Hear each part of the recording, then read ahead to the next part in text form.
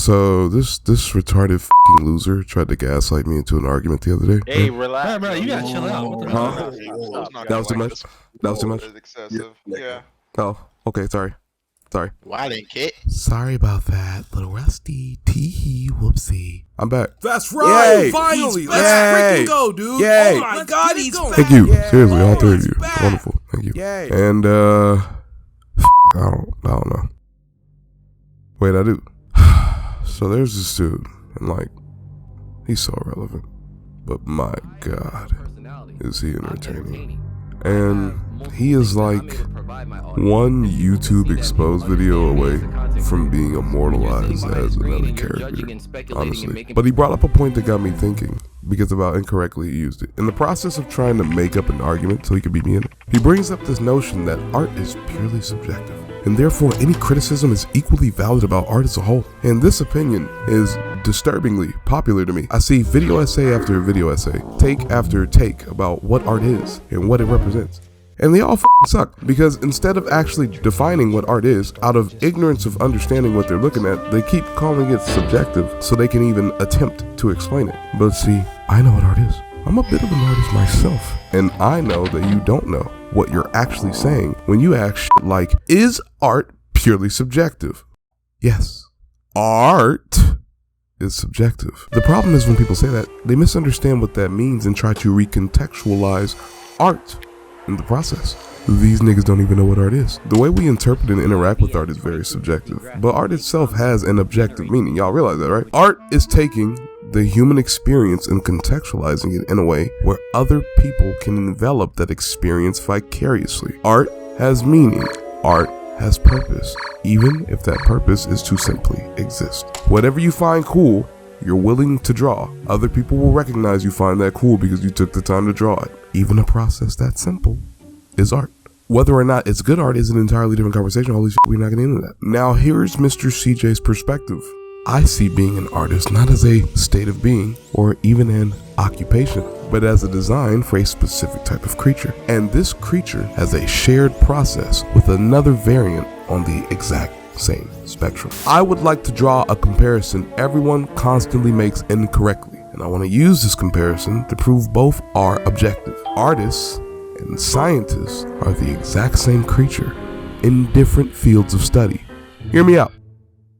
Artists and scientists have the same neurological adjacency to neurotypicals, in the sense that both have an incessant need to interact with the intangible. Like, to me, Vincent van Gogh is the same creature as Albert Einstein in that context. The same attributes you can apply to a mad scientist, you can also apply to an eccentric artist, and they would be just as accurate. Which is also why both of these men were nutty as squirrel shit. The same way Albert Einstein invented the theory of relativity to explain gravity is the same process artists like Picasso and Vincent van Gogh go through to dig into human experiences and turn ethereal things like misery, joy, sadness, and happiness into tangible concepts we can digest. We cannot interact with any of these concepts, and yet they all exist because there has been a scientist or an artist to define each and every one of them for all of us. That's my ground basis for how I view artists. They are conduits of the intangible. We take things that others can't define and give them shape and meaning. The world as you interact with it is defined by a scientist. The world as you experience it is defined by an artist.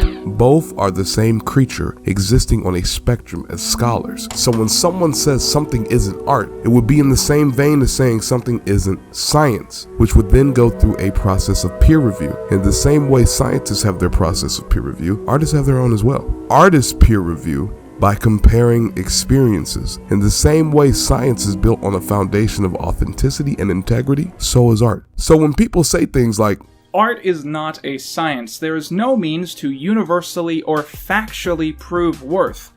And arguably that is why art has any value in the first place. That is just objectively fucking wrong, and I'm tired of people saying that. How you feel is the factual basis art stands on. The emotions and experiences you have as a human being is the peer review art goes through, which is why art is subjective. It's simultaneously both There is an objective process required to create actual art, and what every person feels in relation to that art are factual sources. What people feel viewing your art is what they actually feel, and that is the exact same process we go through to understand incorporeal concepts like gravity. It is through falling that you know there's gravity.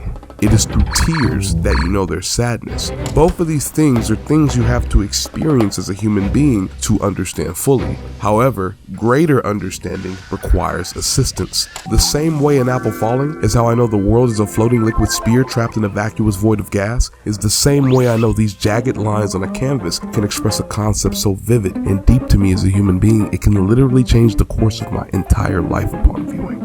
Both of these concepts are completely abstract until somebody explains them to you. Art is never one thing. It's not a painting. It's not a movie. It's not a book.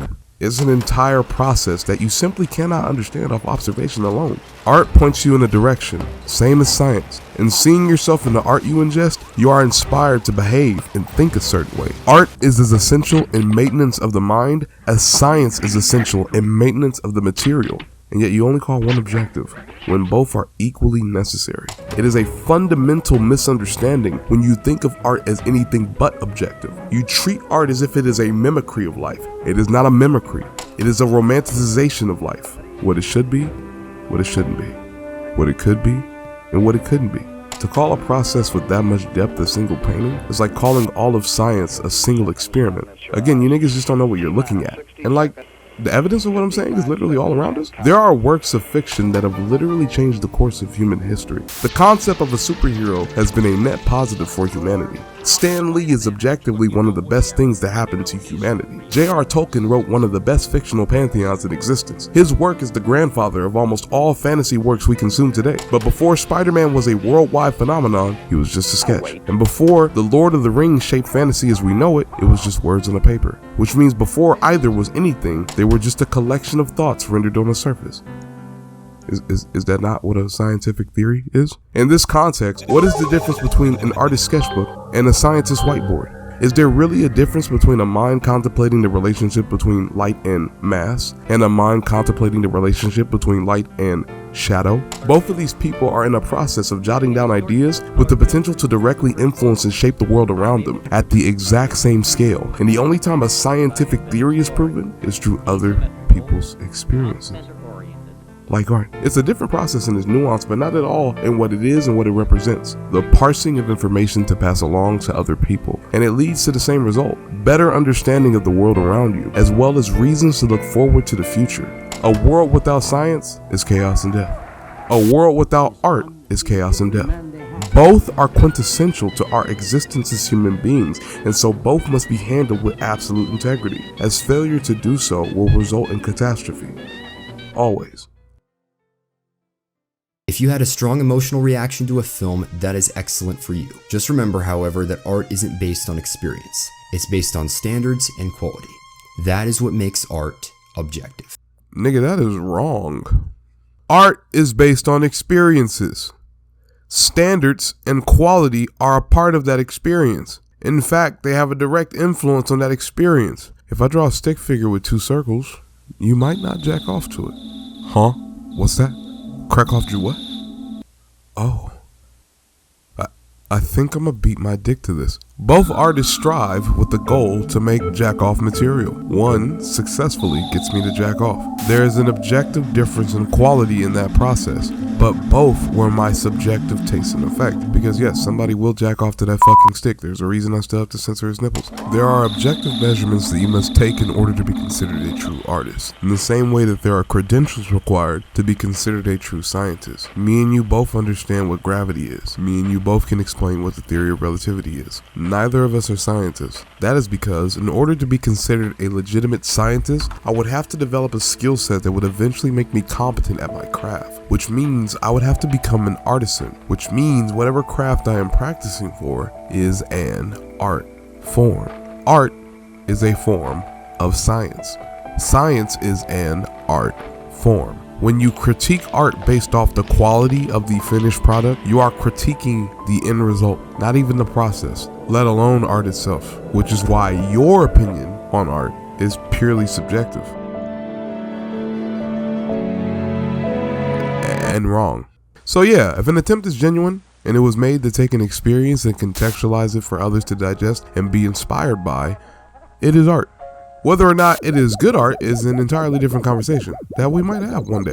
And the next time some, let's say, fucking dickhead tries to tell you their little shitty drama video is art because they uploaded it on the same platform as actual artists, send them this video and tell them to shut the fuck up.